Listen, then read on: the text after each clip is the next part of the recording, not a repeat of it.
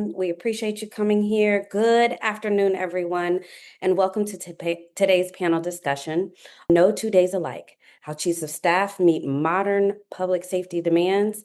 I am Ariel Triplett, Executive Director of Emergency Management and Safety at Howard University, also the Co-Chief of Staff for the Office of the President, as well as a lecturer at UVA in the Professional Studies Department.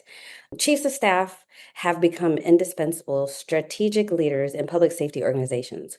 While they often work behind the scenes, they help shape organizational priorities, coordinate complex initiatives, advise executive leadership, manage crises, and engage and ensure that agencies remain focused on delivering effective services to the communities they serve. So for today's discussion, we'll explore three key themes: what makes an effective chief of staff in a public safety organization, lessons learned from serving in this unique leadership role, and how professional education and leadership development programs have strengthened their effectiveness. I'd like to thank our distinguished panelists for sharing their experiences and insights as we get started today. I'll introduce them so that we can get right on in here and jump into what we're going to talk about. I'd like to introduce our panelists currently serving in agencies as chiefs of staff or similar roles and functions. We have David Powell. He's the Assistant Chief of Knoxville, Tennessee Police Department. We have Laura Shelton, Accreditation Manager, Woodstock, Virginia Police Department. And we have Stephen Moore. He's the Captain of Sacramento, California Police Department. All right, you guys ready to jump right on in? Let's do it. Nice, thank you. All right, so let's start with understanding the roles. And can each of you describe briefly your current role?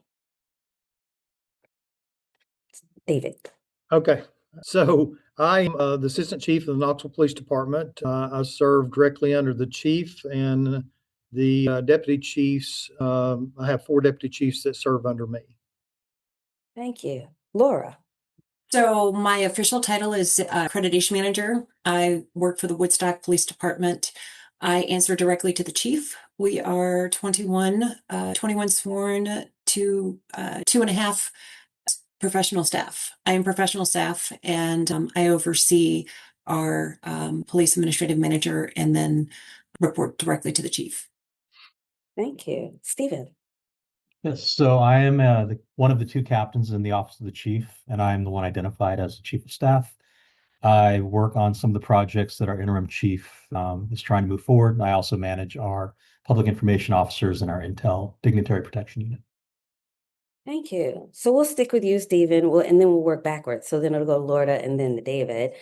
So can you tell me how you would describe your role as a chief of staff in your agency? Yeah, so I don't know that we do chief of staff the way that other agencies do. It is kind of a newer concept for us. Our interim chief was a tank commander in the U.S. Army. And so when he took the role, he was looking to, I guess, develop the position. In addition to supervising the units that I manage, I'm also kind of a Swiss Army knife. So when the chief has an initiative he's trying to implement, I tend to get tasked with the messaging aspect of it and then communicating with my peer captains. We have 11 captains in the organization. Each one manages a division or 2. And so I am kind of his liaison to the division managers throughout the organization. You bring up a good point. I think most chiefs of staff are a Swiss Army knife. Laura. So we are, like I said, we're a small police department. We don't formally have the position. I have fallen into that role as the accreditation manager. Our agency uses and has used accreditation as the kind of the template that touches everything that we do. So my role has evolved along with the accreditation program in our agency and in our organization. So I have become that kind of right-hand person that keeps the wheels on the bus moving. I keep the needle moving forward for our department with a lot of initiatives that we manage or that we are tasked with. So I work behind the scenes, keeping everybody in line and keeping them on track and keeping that needle moving forward. Perfect. David. So I'm kind of a mixture between Laura and Stephen. We have 540 total staff here. Like I said earlier, I work directly for the chief. So I kind of take care of all of the internal things, projects, policies, expenditures, anything of that nature. And the chief kind of leans in and takes care of the external issues that come up or tasks that come up along the way. So I'm very fortunate, again, like Stephen, I'm not a typical chief of staff because I have 4 deputy chiefs that work under me as well. So I guess if nothing else, I'm more like the gatekeeper that the things come through the gate, I assign to the deputies or their bureaus. So I'm a little easier because I have, unlike most chief of staffs, they don't really have authority with them. So I'm a chief of staff with formal authority, I guess, if you will, if that makes sense. Actually, that's a good segue into our next question about how the chief of staff role has evolved in recent years within public safety organizations. Anybody can chime in here. I think for law enforcement's moving at the speed of light. When you look at technology, you look at expectations placed on law enforcement by the community, you look at what is considered community policing. There are so many aspects that law enforcement is responsible for, whether it be the community policing aspect, the public safety aspect, keeping on top of all of the technology, having somebody in that chief of staff role that is dedicated to making sure that those needs are being met effectively, allows your chief, allows your principal, allows your command staff to meet those needs more effectively. And that's evolved as law enforcement has evolved in the past decade or so. Yeah, and real quick, I would double down on even what Laura's saying, that I agree with her 100%, but I think more even than that, law enforcement itself is taking on more civilian roles. And I think a chief of staff really is perfect for a civilian role. There's no really, we're an old method. There's really no reason that a sworn personnel needs to be a chief of staff. So I think it can go both ways, but I think law enforcement, as you said, Laura, moving at the speed of light, we're seeing that it's okay to have civilians have some of these high ranking positions now. Absolutely. So when we think and dig a little deeper on this concept, and I'll start with you, Stephen, what's the biggest misconceptions that people have about your position? Ooh, that's a good one. For our organization, I think it's maybe a little different because this is a new role. So we've always had the captain in the office of the chief, and there were certain expectations that came along with that. I think maybe the biggest misconception people have is that the chief of staff knows everything, and that might not be the case for every organization. Um, but communication is always a challenge. I am fortunate to have a lot of access, but there are still a number of things, a number of decisions that are made that I'm not in the room when they're made. And so, when I find out something from, a line level, like my wife is a line level employee with the organization. And so when she tells me something, she thinks that I already know it. And that's not always the case. And so it's really balancing the need to have the insider information with the need of the chief of the organization to be able to have his inner circle and make the decisions that are going to impact the organization, and then just managing that communication through me. Anybody else? You want to chime in on misconceptions? I think there's probably it's relative. Chief of staff is in the private industry is kind of a well-known concept. I think in the public safety sector, it's a relatively new concept. So understanding exactly what that looks like within an organization, not it by members of the organization itself, but even perhaps the community and other stakeholders. So with the things that we do as chiefs of staff and our roles and responsibilities changing all the time, when we think about strategic versus operational, how much does it weigh in each one? What do you think, David? So that's a good question. And I think just on firsthand hearing that, I think it's kind of 50-50 because even though it's a lot operational, there's a lot of strategic planning as well, especially when you get into the policies and many times to have an effective operation, the strategic part started many, many months before on any task project that you push out. So there's planning stages and strategic plannings that go way before the task even takes off. So I think 50-50. Operational may weigh a little heavier on some ports, but for the most part, it's right there even with each other. Can I follow up on that? I think it's very important to have somebody in that role that is able to understand both.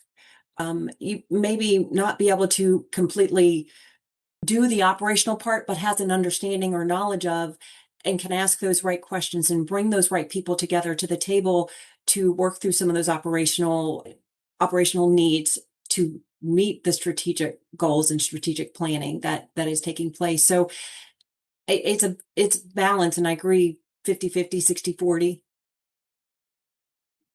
So speaking of balance, how do we support as chiefs of staff our executive leader for that organizational balance? How do we do that? So I would say that one of the things that we really need to be cognizant of are the downstream effects of the decisions being made. Right, the chiefs are very busy, and like we have an incredibly intelligent executive team.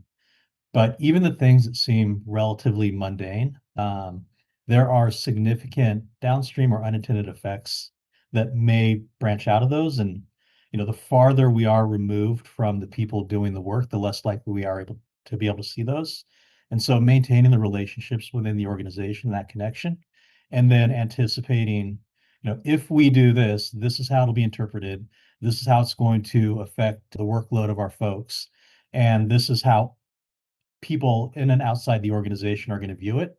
I think that is a real responsibility of ours to help keep the chiefs from stepping into an area that they really don't intend to go. And I'm going to add to that too. I agree 100% with you, Stephen, on that. But when you talk about that, that balance, we have to do that to make sure the troops understand also that a lot of these things coming down is for their safety or their protection, and to ensure that they're not going to be on Fox News or CNN the next night. So there's where the real balance is the communication downstream, that we don't interfere or pigeonhole them from doing good police work, but on the same hand, we balance that out so that we keep them safe and we keep them within the law so that they can have a productive career moving forward. So you guys all bring up a really good point, which pushes into the conversation about skills and how we have skills for success, right? So when you see, or when many people see chiefs of staff, they see us as force multipliers, right? So let's talk a little bit about that.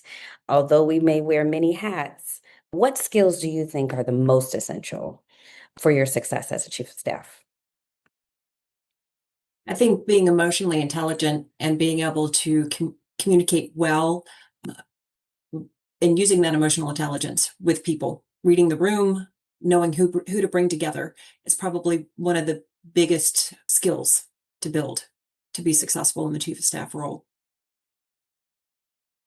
I agree with her. And I also think, just to put on top another layer on top of that, so you need to be supportive. You need to have emotions, but then you need more importantly is to control your emotions. I think the biggest thing that where a chief of staff can get into some real dangerous waters is to knee jerk on anything. So I think having your emotions in control and in check is hugely important, because you're getting it from both ends. You're getting it from coming up from the bottom, and then you're getting coming down from your principal or your chief. And so there's a lot of stirs, a lot of emotions in a room sometimes. And I think it's up to that chief of staff to say, hey, let's take a breath here. We're all smart enough to figure this out and be the leader in the room. Laura and David identified some of the real key ones. I think I would add to that, the chief of staff really needs to be thoughtful and meticulous and being willing to follow through. Right? Like every assignment we have, you're going to make mistakes and you will likely miss some things. And depending upon where you are and what the event is, that may be a significant issue. It may not be. I think one of the first things I learned in the chief of staff role is that I can't fail. Like if I forget to do something or if I fail to do something well, then that reflects poorly on the chief and reflects poorly on the organization. And so that follow through and the consistency in the organization, which are not always my strong suits, are some of the things that are probably most important in this role in relation to other roles that I've had in the past. Well, staying in the conversation, because we do this too, right? We hire, we help in this process. But if you had to hire if you had to hire the new chief of staff, what qualities, if they're different, would you prioritize over technical expertise? Ooh, I've got everybody stumped. You like that, don't you? All right. So obviously not a technical area, but at the end of the day, it really comes down to trust. And that was one of the things that our chief said when he asked me to take this role. Is like, I'm asking you to do this because I trust you. And that trust can mean a lot of different things, right? It can mean that I trust you to do a good job. It means that I trust you to push back when you think I'm making a poor decision. It can mean that I trust you to keep what we say in the room in the room. And we talked about it a little bit at the course when we were out for the residency, but it is so much more difficult if you move into the position and you do not know your principal and you have not developed that relationship, because that trust is absolutely vital to getting the job done. So if I were to hire a chief of staff, obviously I'd want the technical experience. I'd want somebody who is well-rounded. I want somebody who's a good communicator. But at the end of the day, if I can't trust them in all aspects, then we're not going to have the relationship that I need to get the job done. Right. And then we're not serving the purpose of the role. Yeah, I couldn't agree more. And I think what I would add to it, if you're going to be a chief of staff and you think you're going to work 40 to 50 hours a week, you're not even close. It's a all day, 24-hour job. Well, and it's also selfless at times. You don't get the credit for, you may be the one that's keeping everything moving forward. At the end of the day, though, you don't get the credit for it. You're working in the background. And so selflessness, I think that's a quality that it's hard to measure, but that's probably another quality to be considered. I'm moderating, but I'm at a little 2 cents here, even though I'm not supposed to. I would add chemistry. I think, you have to have a good, at some point, working relationship with your principal, and having that easy flow of information that you have all talked about, the ability to serve even when you are tired and you don't want to, or it goes past those 24/7 hours that you feel you don't know what year it is or what day it is.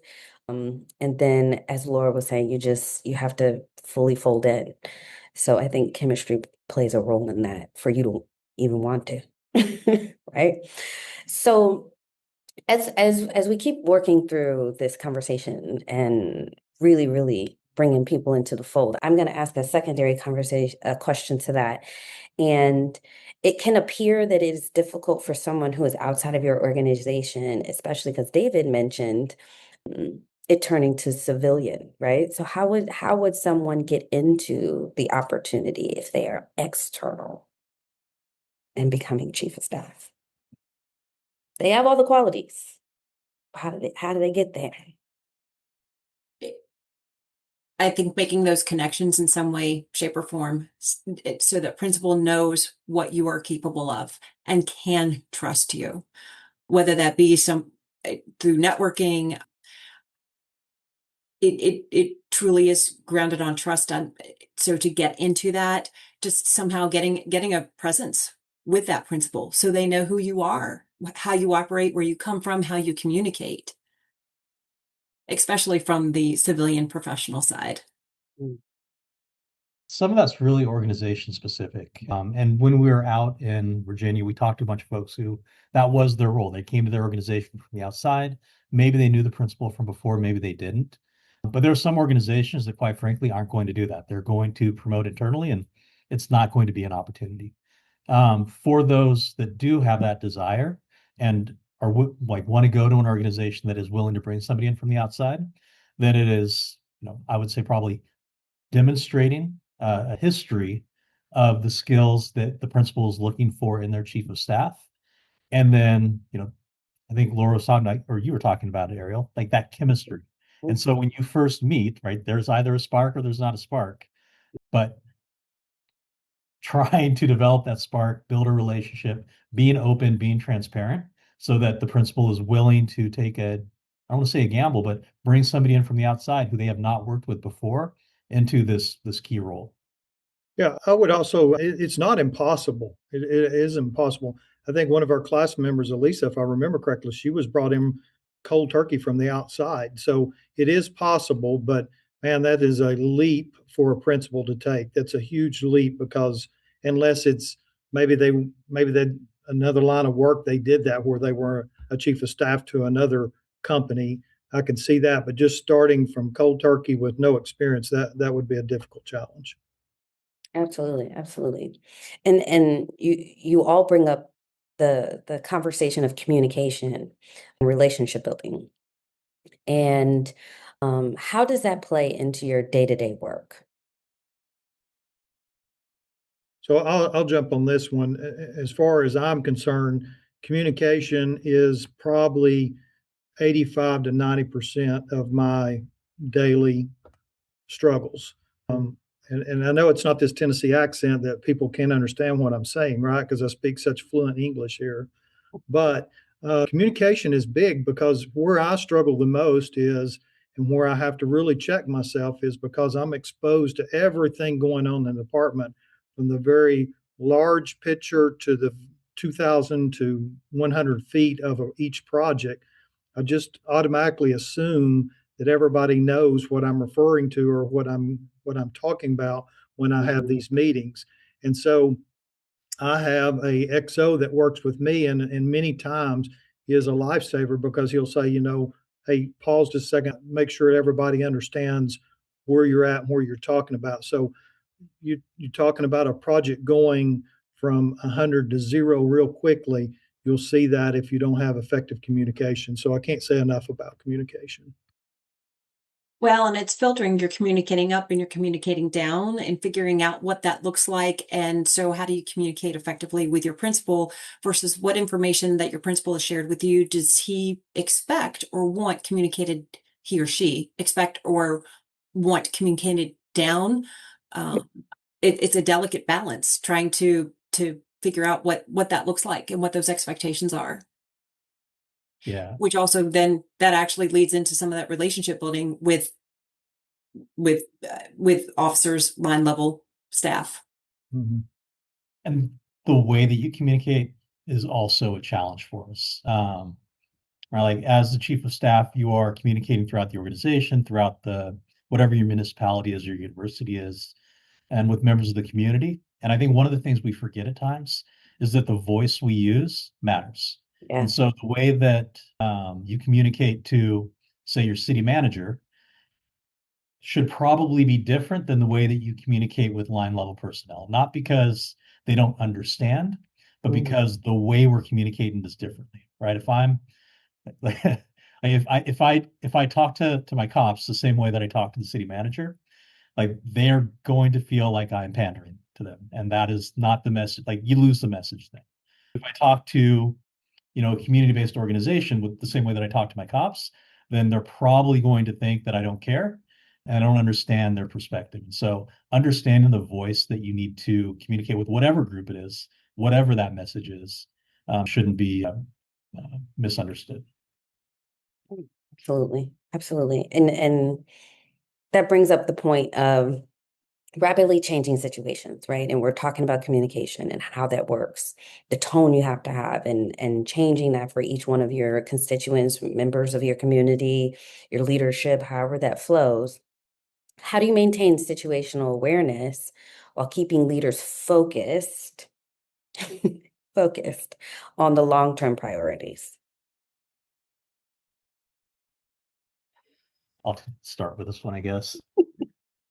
So I think we all know, like when we are engaged in whatever it is, right? Either for the sworn out there, like when you're engaged in the call for service, or for the professional staff, like when you're focused on a project, it gets really, really easy for your vision to narrow. And so the same can be true for our principals. And so when they're working through whatever the crisis of the day is, then that can limit their field of vision. And so one of the things that I think we're responsible for is being able to take that step back because we are not so intimately involved in it and kind of see the surrounding landscape. And so seeing how, this crisis may or may not expand, seeing how the decisions that we are making to address this crisis can have long-term effects or affect other parts of the organization or the community. That's one of the things that we can do to kind of help remind our principal that like we'll survive this, we'll get out of this crisis, but here is, how our actions today are going to impact the things that you've identified as our long-term goals. Mhm.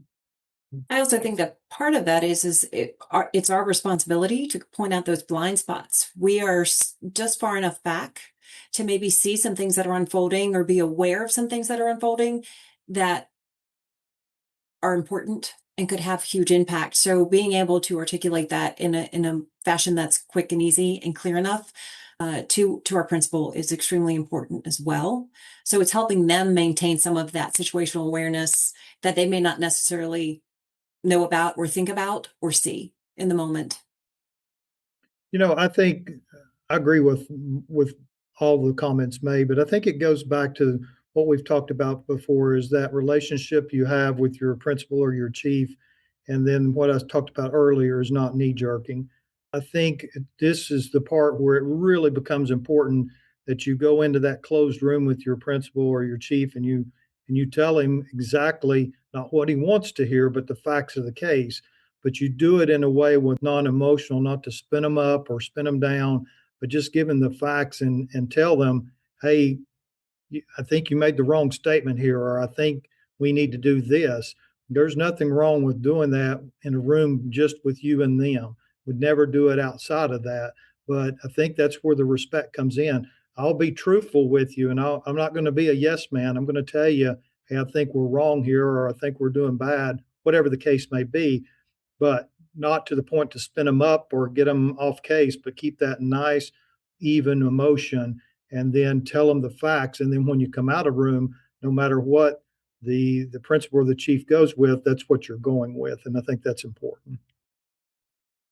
Absolutely. And I think you guys are all leaning on past experiences, right? And your ability, things that you've learned, whether it's recently or in the past, that shaped your leadership. So when you look back, what surprised you the most about becoming a chief of staff? I'll start. Somehow I became chief of staff without even realizing I was in that role. I didn't realize how much my principal trusts me and how much he believes in. We've had to have some very uncomfortable conversations because I sit back and I see what might be happening. He may not always agree with me, but that has surprised me. He trusts me as a professional staff, as not a sworn member.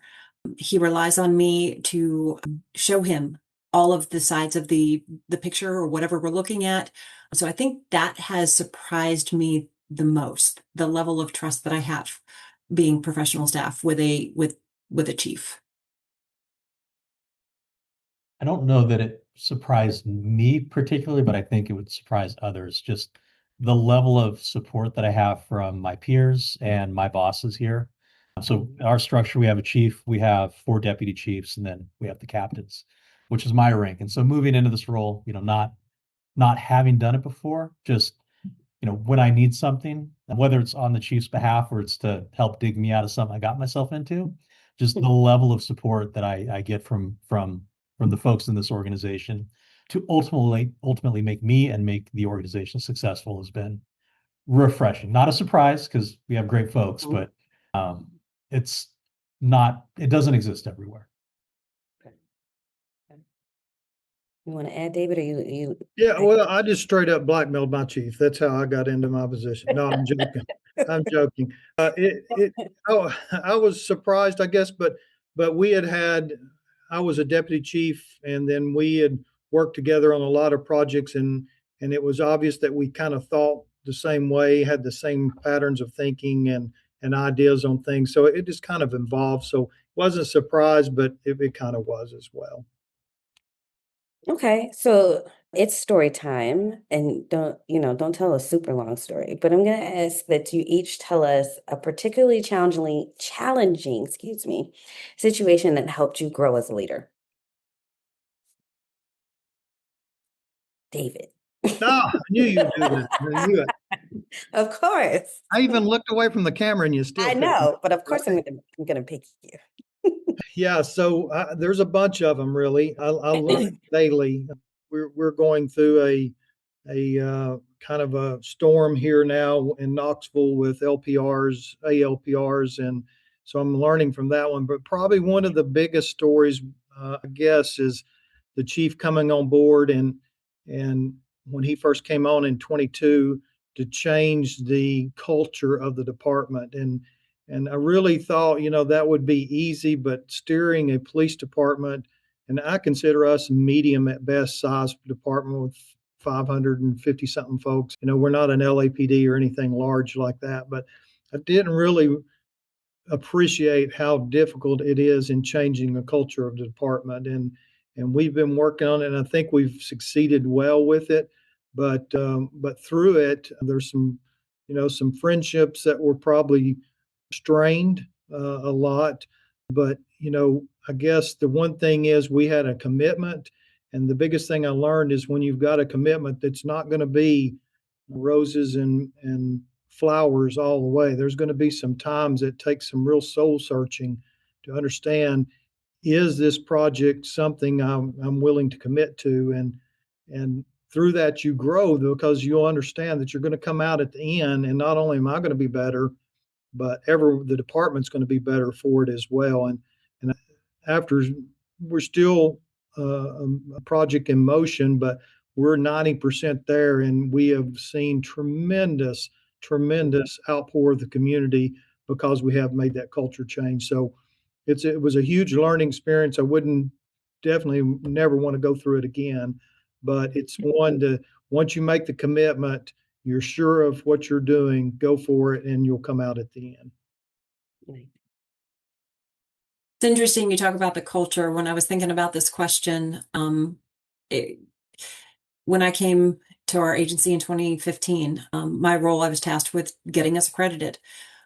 But that requires a shift in the culture. It requires a shift in thinking. And so that, well, we've done it this way for years and it works. So having to shift to that, the way of thinking of an agency that had been embedded in that for years. And it takes the right people in the right places and identifying the right people to make that happen, whether you're a 10-man department or a 1,000-man department. I think each agency faces that same uphill battle. And how does that culture become ingrained? So that was definitely one of probably my biggest growth experiences as a leader. That might have shaped me as a leader. Fair. I would say mine was probably my prior assignment. So prior to this, I managed our comm center and our records division. So in both those roles, I think I had about 120 professional staff, and I never really managed professional staff before. In one of the divisions, I had an ineffective leader, like subordinate leader, who managed the division. And then in the other, I had three equal ranked professional staff managers. And so then they all reported to me. And I guess the big takeaway from that, and every other assignment I've had, I had a certain level of expertise, right? It was all cop stuff, was a decent cop. And so I was able, I understood what I needed to do. And in these areas, I had no real historical knowledge. I had no expertise in the tasks they did. So I really relied on what people told me. And when you have folks that either give conflicting advice or you don't trust the advice they're giving, it created a lot of challenges for me. And so it really helped me, learn the culture of different professional staff portions of the department, which communicate different, prioritize things differently, have different perspectives. And I think that was really beneficial and helped me develop as a leader. But also the ability or the willingness to make decisions, some were good and some were bad, with limited or conflicting information is something that I was really uncomfortable with in the beginning, and I still don't particularly love. But I became more confident in having a portion of information, checking the sources that I could, and then trusting that the decision I made was hopefully good, and also being willing to walk it back if it ended up being the wrong route. But I think I developed a lot in that role, which has helped me and hopefully will continue to help me throughout my career. Absolutely. And point of privilege, I'm gonna take it anyway, again. I've been fortified in fire, right? So I am emergency manager by heart, and everything you do is challenging. And you have to organize and pull people together and still stay happy and pleasant and all the things, while also, as David likes to say, less emotion, right? So I encourage everyone out there, to our audience especially, take your experiences. Sometimes you have to take them on the chin, and a lot of times you are learning your best lessons because it sets you up for the next thing.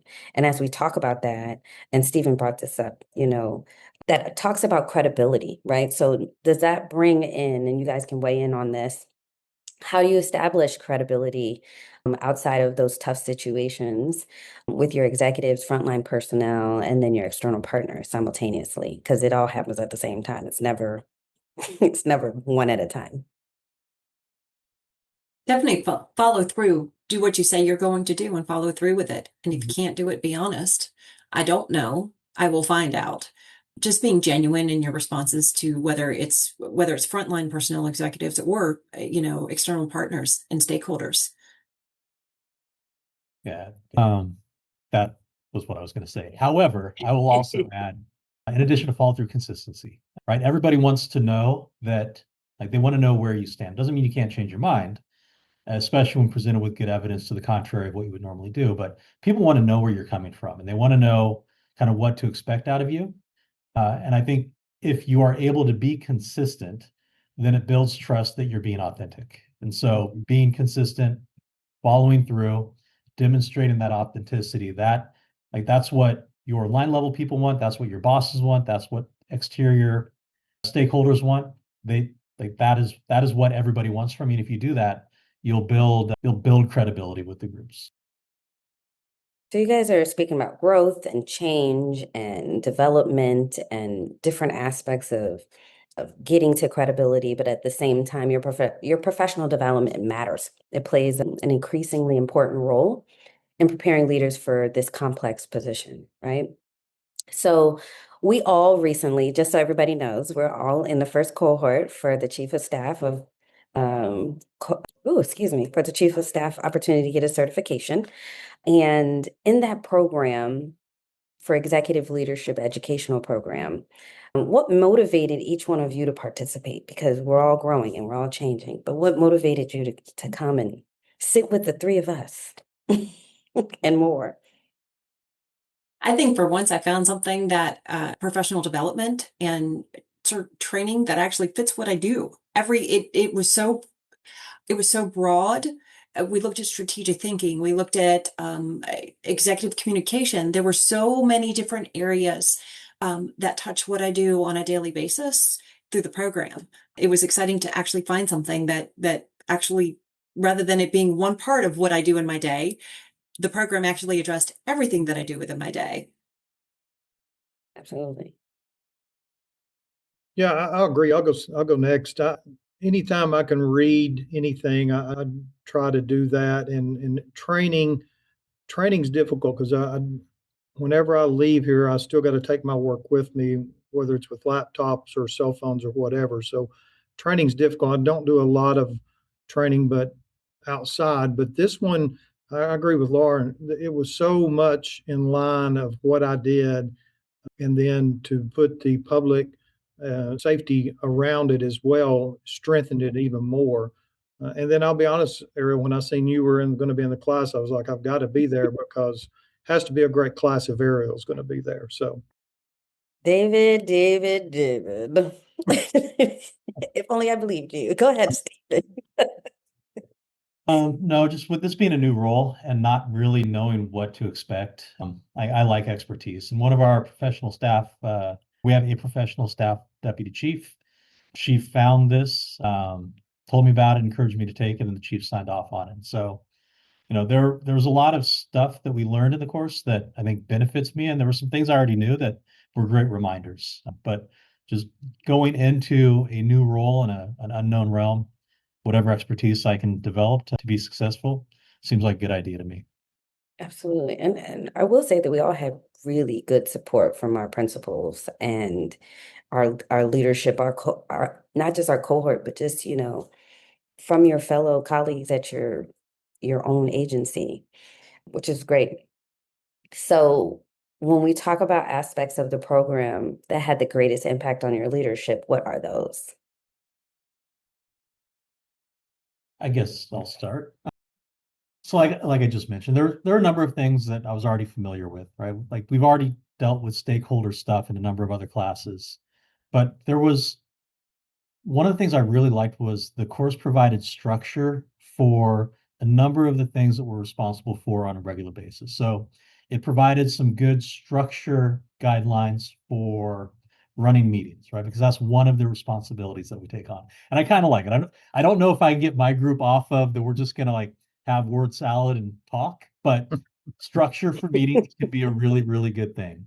There was also a portion on providing structure for communicating with your principal, which my boss is willing to have a lot of conversations. And so it isn't necessary, but I think for me to be more effective in my communication with them, having an outline on how to do it in a way that is digestible, and then recognizing how he is going to consume information, there's a lot of value there. So I've already started taking bits and pieces of both of those aspects and trying to integrate them in the way that I do my job.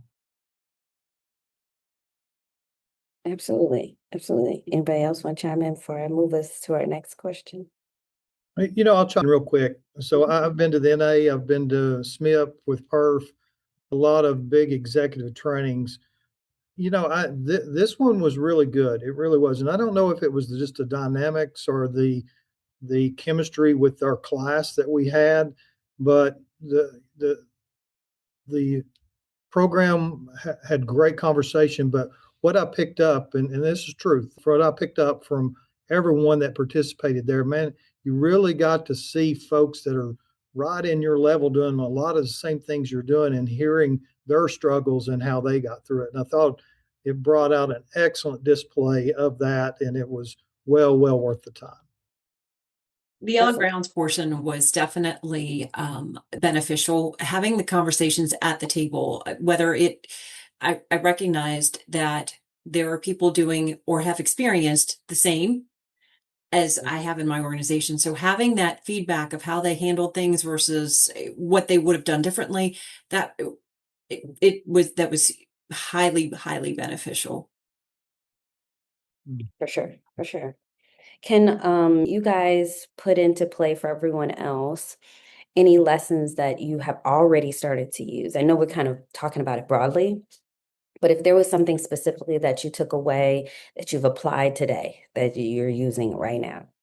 I took the meeting template away. We had already been heading in that direction, but I took what we learned and I have implemented it within our department. We've used it twice now, and it has been highly successful, keeping everybody on track and moving forward towards the strategic and operational initiatives. It's a simple one. Nice. Anyone else? Sorry, Stephen, were you going? No, go ahead, buddy. The capstone I worked on, I think it's the first time ever I've been to a class where we had a project that I actually brought it back and began working to implement it. And the capstone on evaluation. So I'm still rolling with it. Got a meeting set up with HR. So I'm super excited to get this in. This will be a milestone for the police department. Nice. Wonderful. Yeah, I just didn't want to leave you hanging, but I was going to reemphasize the communicating with your principal. Like there's the structure is good, and I'm using it. Yeah, I definitely am like David. We're doing transition soon, so it was really good to talk about transition plan, and I heard a lot of different aspects, and then my capstone has come fully into play. So the program itself has helped to bring out a lot of different things, expand your thoughts, maybe even reinforce a lot of what you've already known and are participating in daily. But how has the program changed the way that you approach strategic leadership, collaboration, or even decision making?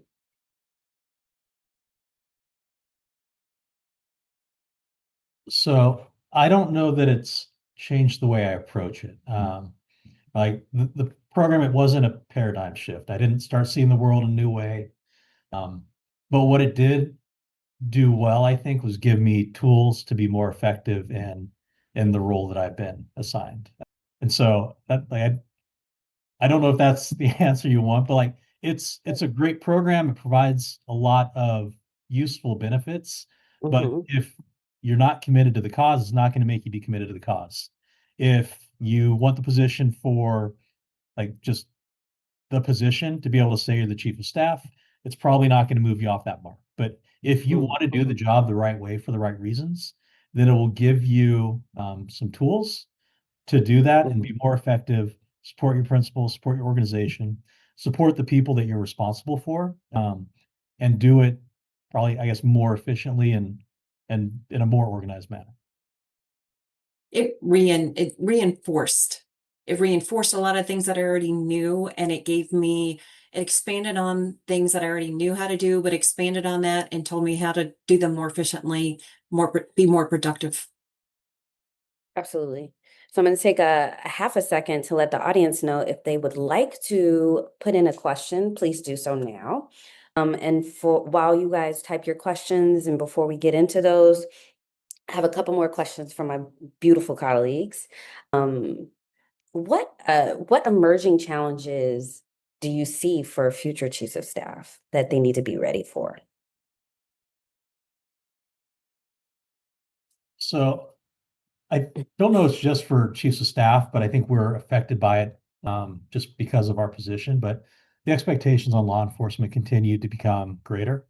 Right now, Mhm. I realize maybe not everybody here is law enforcement, but public safety. But the expectations continue to rise. And I think we saw it start in 2014, it peaked in 2020, but it's not really subsiding. And so the level of transparency, the level of engagement, the need to use technology, the staffing challenges that we all face, like they continue to be there and they're not going away. And so with all of that, like that puts an increased burden on everybody. And part of our role is to take some of that burden off of our principals, off of our chiefs, and off of the members of our organizations. And so you have to be committed, and we have to be committed. We have to anticipate, more and more being required of us to be effective. And so understanding that and being comfortable with that, willing to put the work in. Ariel, if William is on, I think the chat is disabled. Okay, no worries. The question I have will definitely take up the rest of our time. So, Laura, would you like to chime in on that one too? And then we'll get to you, David. Sure. I agree with Stephen. I said it before, we're moving at the speed of light. So I think the expectations are constantly evolving, the expectations of what all of us are facing, community expectations, governing bodies expectations. There's a lot of competing expectations. So I think that's going to become even larger in the chief of staff role as you're trying to guide your principal and direct them in such a way. Managing and navigating those competing challenges is probably going to become even more difficult. Absolutely. So I'm going to age myself a little bit here, but the topic is unknowns, because when I first started in '97 as a patrol officer, I always made sure that I had quarters in my pocket or in my car, my cruiser, in case the sergeant called and said, "Hey, call me at the station." I could find the nearest payphone because the cell phone wasn't even around. Back then, I can't imagine now police departments are dealing not only with, you know, communications coming in through social media, through Twitter, through all of this, and now we got LPRs, we got AI. So the future chief of staffs not only will have to deal with what we're dealing with now, but whatever, as Lauren says, the speed of technology goes in 5 million directions. It's just, I mean, it's now to the point where it's more than really one person can really handle. And so maybe there will be multiple chiefs of staffs for I only see the role expanding, to be honest. Not only will, like me being a chief of staff or assistant chief to the chief, then I would have chiefs of staff with my deputies. And it's because the role is expanding so much, and the low hanging fruit that police departments or public safety in itself is expected to take care of. It just, the workload gets larger and larger as time goes forward. Absolutely. Absolutely. Now I'm going to do the last part, which I love, is to add words of encouragement. So, could each of you provide the next chief of staff or whomever is out there thinking about the job or in the job already, your words of encouragement? I'll start with that. Regardless of whether you're sworn or your professional staff, remember that you are a leader. You are chosen for that role or trusted with that role because you are a leader. You may not lead with formal authority, but you lead. You're in charge of leading an organization. So just remember that you are strong enough to lead an organization, regardless of whether or not you have the formal authority and the formal title to do it.